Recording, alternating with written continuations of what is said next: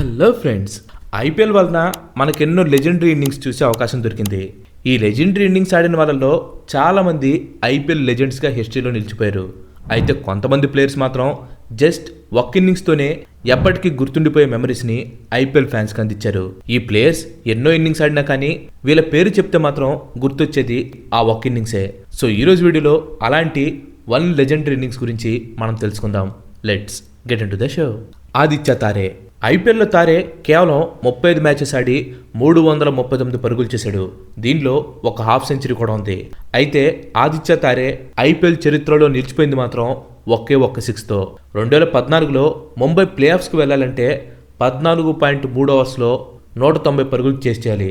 అయితే Corey Anderson Rayudu mind blowing ఇన్నింగ్స్తో Mumbai almost target దగ్గర వరకు వచ్చేసింది. ముంబై ప్లే ఆఫ్స్కి వెళ్ళాలంటే ఇంకో 3 బాల్స్లో 19 పరుగులు కొట్టాలి. ఆ టైంలో అంబటి రాయుడు ఒక 6 కొట్టాడు. ఆ తర్వాత బాల్కి సెకండ్ రన్ కోసం ట్రై చేసి రన్అట్ అయిపోయాడు. ఇక మ్యాచ్ గెలవాలంటే ముంబై ఒక రన్ కొట్టాలి. కానీ ప్లే ఆఫ్స్కి వెళ్ళాలంటే ముంబై వాళ్ళు లాస్ట్ బాల్కి బౌండరీ కొట్టాలి.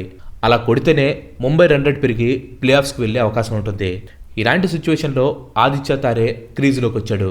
ఖచ్చితంగా బౌండరీ కొట్టాలి, లేదంటే ముంబై అవుట్. తారే మైండ్లో ఏం రన్ అవుతుందో తెలియదు, కానీ ఫాల్క్నర్ వేసిన ఫుల్ టాస్ బాల్ని ఫైన్ లెగ్ బౌండరీ మీద నుంచి 6 కొట్టాడు. ఆ 6 కొట్టిన తర్వాత జెర్సీని మొహానికి వేసుకొని తారే గ్రౌండ్లో పరిగెత్తే మూమెంట్ ఐపీఎల్లోనే వన్ ఆఫ్ ది బెస్ట్ మూమెంట్స్లో ఒకటిగా ఎప్పటికీ నిలిచిపోతుంది.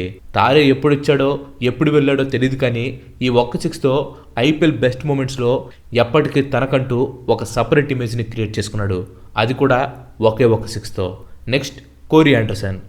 న్యూజిలాండ్ హార్డ్ హిట్టింగ్ ఆల్రౌండర్ అయిన కోరీ ఆండర్సన్ ఐపీఎల్లో ముంబై తరపున, ఢిల్లీ తరపున, అలాగే బెంగళూరు తరపున కూడా ఆడాడు.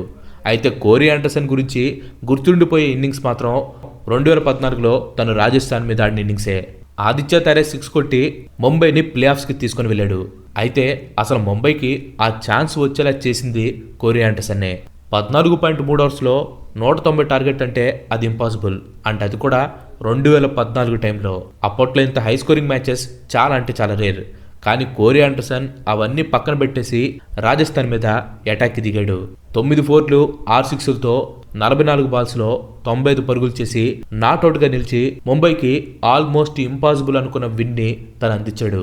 ఆ తర్వాత సీజన్లో కోరీ ఆండర్సన్ ఢిల్లీకి అలాగే బెంగళూరుకి ఆడాడు. కానీ కోరీ ఆండర్సన్ అంటే ఐపీఎల్ ఫ్యాన్స్కి గుర్తొచ్చేది మాత్రం ఈ ఒక్క ఇన్నింగ్సే. Next Manvinder Bisla. Right handed wicket keeper batsmen అయిన మన్విందర్ బిస్రా ఇండియన్ డొమెస్టిక్ సర్క్యూట్లో చాలా అంటే చాలా టీమ్స్ తరపున ఆడాడు. అండ్ ఐపీఎల్లో కూడా తను చాలా ఫ్రాంచైజెస్ తరపున ఆడాడు. ఐపీఎల్లో డెక్కన్ చార్జర్స్, పంజాబ్ కింగ్స్, ఇంకా కేకేఆర్ తరపున ఆడిన బిస్లా పెద్ద ఇంపాక్ట్ చూపించకపోయినా కానీ ఒక మ్యాచ్లో మాత్రం పవర్ఫుల్ ఇన్నింగ్స్ ఆడాడు. ఇన్ఫ్యాక్ట్ ఆ పవర్ఫుల్ ఇన్నింగ్సే కేకేఆర్కి మొట్టమొదటి ఐపీఎల్ ట్రోఫీని అందించింది. చెన్నైతో ఫైనల్లో 190 పరుగుల భారీ టార్గెట్ని చేస్తూ కేకేఆర్ బ్యాట్స్మెన్స్ అంతా చతికిలు పడిపోయారు. కానీ బిస్లా మాత్రం జాక్స్ కలిస్తో ఇన్నింగ్స్ని నిలబెట్టాడు. ఈ మ్యాచ్లో కేవలం 48 బంతుల్లో 89 పరుగులు చేసి కేకేఆర్కి మొట్టమొదటి ఐపీఎల్ ట్రోఫీని తను అందించాడు. చివరగా 2015లో బిస్లా ఆర్సీబీ తరపున ఐపీఎల్ ఆడాడు. కానీ మన్విందర్ బిస్లా అంటే గుర్తొచ్చేది మాత్రం 2012 ఐపీఎల్ ఫైనల్లో ఆడిన ఇన్నింగ్సే. Next Paul Valthaty. Hard core IPL ఫ్యాన్స్కి మాత్రమే పాల్ వాల్తాటి గురించి తెలుసు. ఎందుకంటే మనోడు ఆడింది ఒకే ఒక్క బెస్ట్ ఇన్నింగ్స్. మరి ఆ ఒక్క ఇన్నింగ్స్కే దీంట్లో పెట్టాలంటే పెట్టాలి. మరి ఆ ఇన్నింగ్స్ చూసిన వాళ్ళకి అర్థమవుతుంది పాల్ వాల్తాటి టాలెంట్ ఏంటో. 2011 ఐపీఎల్ సీజన్లో ప్రైమ్ ఫామ్లో ఉన్న సిఎస్కే మీద పాల్ వాల్తాటి ఆడిన ఇన్నింగ్స్ ఐపీఎల్ హిస్టరీలోనే వన్ ఆఫ్ ది బెస్ట్ ఇన్నింగ్స్గా నిలిచిపోతుంది. కానీ ఆ ఒక్క ఇన్నింగ్స్ తర్వాత వాల్తాటి చెప్పుకోదగ్గ పర్ఫార్మెన్స్ అయితే ఇవ్వలేదు. మెల్లిగా అతను ఫామ్ కూడా పోవడంతో పాల్ వాల్తాటి కనుమరుగైపోయాడు. కానీ పాల్ వాల్తాటి ఆడిన ఇన్నింగ్స్ మాత్రం ఐపీఎల్లో వన్ ఆఫ్ ది గ్రేటెస్ట్ ఇన్నింగ్స్గా నిలిచిపోయింది. Next Ben cutting. మీకు ఆస్ట్రేలియన్ ఆల్రౌండర్ బెన్ కటింగ్ గుర్తున్నాడా? మీరు ఒకవేళ ఆర్సీబీ ఫ్యాన్స్ అయితే ఖచ్చితంగా గుర్తుండే ఉంటాడు. 2016 ఫైనల్స్లో మొదటి బ్యాటింగ్ చేసిన ఎస్ఆర్హెచ్ 19 ఓవర్స్లో 104 పరుగులు చేసింది. కానీ ఎస్ఆర్హెచ్ సెట్ చేసిన టార్గెట్ మాత్రం 209. All thanks to Ben cutting. 3 4లు 4 6లతో 15 బాళ్లలో 39 పరుగులు చేసిన కటింగ్ తన బౌలింగ్లో కూడా ఆర్సీబీని ఇబ్బంది పెట్టాడు. 4 ఓవర్లు వేసి గెయిల్ అలాగే రాహుల్ వికెట్ ని తీసి SRH కి విజయబాట వేసి మరీ మ్యాన్ ఆఫ్ ది మ్యాచ్ గెలుచుకున్నాడు.